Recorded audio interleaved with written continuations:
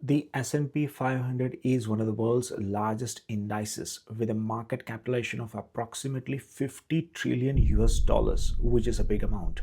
However, due to American President Donald Trump's recent tariff war policies, many investors are shifting from US only ETF to a global ETF for a broader market exposure. So, if you're considering moving away from US specific ETF to a well diversified global ETF, then in today's video, we'll compare Vanguard, Invesco, and SPDR to find the best option for you. We'll use 5 key parameters to compare which one is the best one. So, number one is underlying index of ETF plus its tracking error. Number two is asset under management, also known as AUM.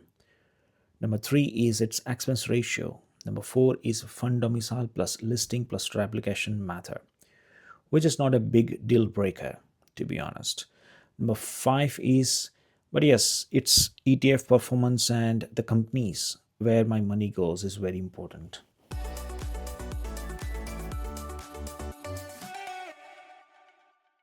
So the number one is its underlying index. And I'm very particular about this. And for me, this is very important to know that which particular index is this ETF is tracking, and then the tracking error comes next. In the investing world, this is a very common practice, and that is you'd find many fund houses, they create their own artificially created benchmark or an index, and they give their ETF a fancy name and show us that they are tracking this new index, which is their own artificially created index. So in other words, they want us to believe that they are offering something new in the market, which I totally disagree and I won't buy them. So I totally strictly avoid these kind of indexes, which is their own indexes. Regarding thematic funds, which I totally don't understand, so I just stay away from those. And importantly, I also don't waste my time on such strategy based ETFs, just value based ETF or momentum based ETF, because I personally believe that this kind of knowledge is important to buy a specific stock of a company's share and not for the ETF, because in the background they do it by themselves. So I'm just interested in ETF which is actual index. Let's say for example it's a FTSE index or FTSE 100 or FTSE Russell or S&P 500 or Nifty 50. So these kind of indexes I do invest my money on. And if I don't understand a particular index, then I just stay away from investing. So I don't buy in those kind of ETFs, to be honest. Second is AUM, which is very important. In my viewpoint, this shows that how many people have trusted that particular ETF. That means they've invested their hard-earned money, and that's why the higher the AUM, which is the best. So I'll always go with the higher AUMs in my cases. And the third one is the expense ratio. So my criteria for my total overall portfolio expenses should not exceed more than 0.25%. And the fourth one is the fund domicile. So it must be either UK domiciled or Ireland domiciled. And most importantly, the ETF must be listed at London Stock Exchange. That is my main criteria. And the replication ideally should be the full physical replication if it's possible. And the fifth one is very important, and that is the fund's performance over the last 3 years, 5 years, 7 years, and 10 years if it's possible. And also the name of the companies where my money is actually going. So the percentage allocation for a specific companies, let's say for example Rolls-Royce or Taiwan Semiconductor or Tesla, which is a good info to have, that how much percentage of my money they are basically putting into those companies. If they are not in there, then probably I might go and shop around for some other ETFs which contains those companies. But to be honest with you, this is not a hard and fast rule, because like they always change at least every 6 months or every 3 months quarterly basis. They basically change their company allocation as well. Well, I prefer to use just ETF app to check the performance of any particular ETF. However, past performance does not guarantee future results. So please make sure to do your own due diligence before investing. And none of these ETFs are my personal recommendations. So please take everything I say with a grain of salt. So let's dive in. So as you can see here, I've selected 3 ETFs and tried to compare those on just ETF app. Okay, so the first one is Vanguard's FTSE All World ETF. The ticker symbol for this is VWRP. The second one is Invesco's FTSE All World ETF. The ticker symbol for this is FWRG, and the SPDR's MSCI All Country World ETF, and the ticker symbol for this is ACWI, ACWI. Okay, so just to make sure that these two ETFs are tracking the same index, whereas this one, which is SPDR ETF, is tracking a different index, that we'll see. But as you can see, the performance of all these ETFs, they all are going neck to neck. So to be honest with you, technically speaking, it doesn't make any difference which one you're choosing. So all of them are same, equally good. So those who are invested in this one, don't change their ETF investing style to this one or this third one. And those who are like already investing in one, new one, which is the SPDR, don't try and change it, because changing is not a good sign. So just keep investing for a long term, at least 20 years, 15 to 20 years, and then you'd see the result. And we'll compare the performance. As we can see, this is a 1 year chart. Okay, as I've selected 1 year chart, so the performance is plus 1563, plus 1594, and 1584, which is a hairline difference between these three. So it doesn't make any difference which one you choose, to be honest. But we'll compare, as for the sake of this video, we'll compare the actual comparison. So the fund size, also known as AUM, which is very important. The AUM for VWRP is 19,000. It's 19 billion, and this is 1.4 billion. This one is 3.2 billion. Okay, and that doesn't mean that this is a small ETF. If it's over 500 million, that is classed as a good ETF, and they'll gradually increase the size. And this is a very recent ETF, and that's why this is a very low AUM.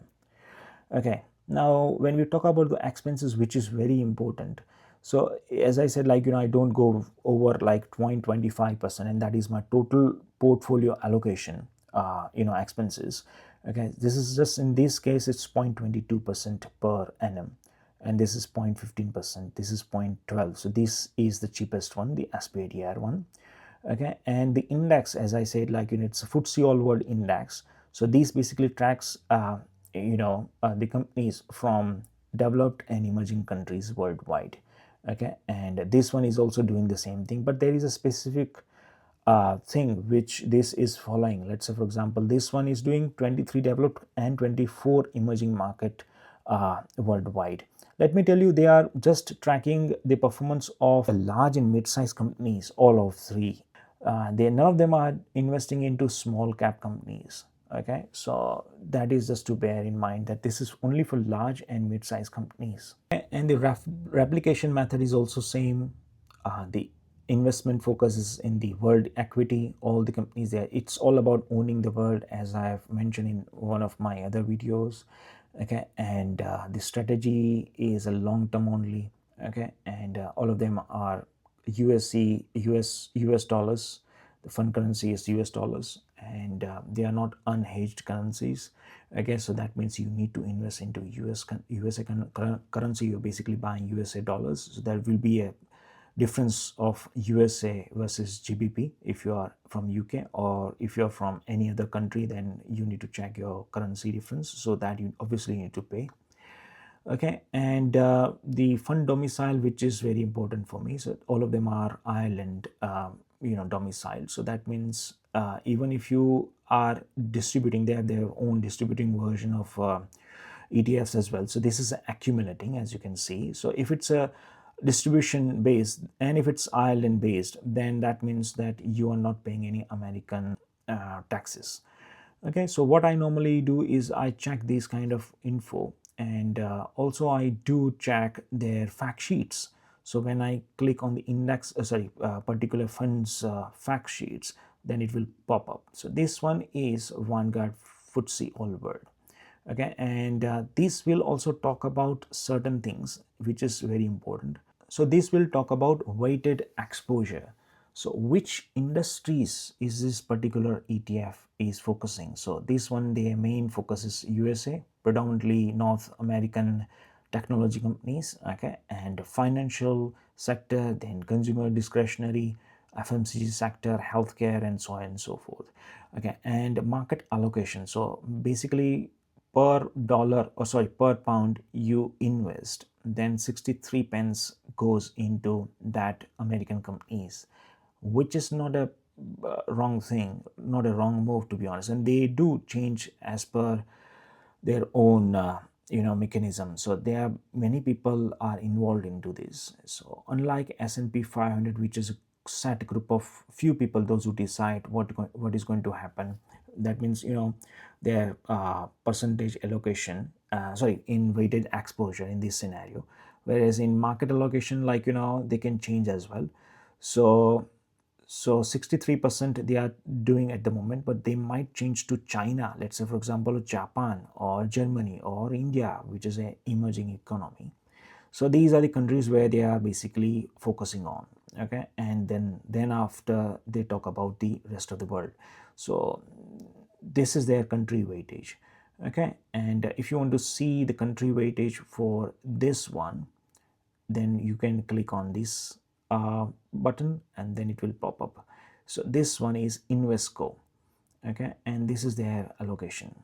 Okay, so this one they are doing into mostly USA, Japan, UK, China, France, Canada, Germany, Switzerland, which is almost same as this Vanguard's ETF, which is VWRP. This one is FWRG.